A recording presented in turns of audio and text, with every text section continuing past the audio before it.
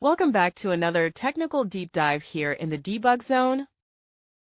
Today we're tackling a big question and breaking it down with insights from other users.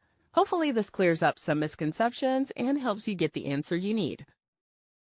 So buckle up, stay a little curious, and let's jump right in.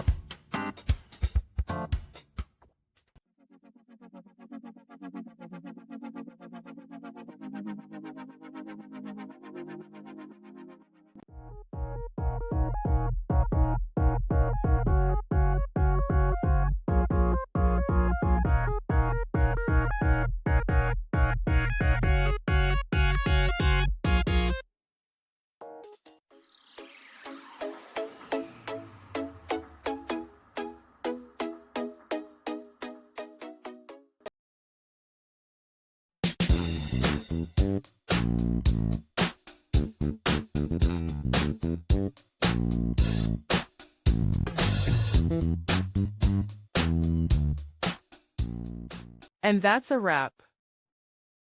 I hope you found the answer you were looking for. If you did, take a second to hit that subscribe button. It really helps out.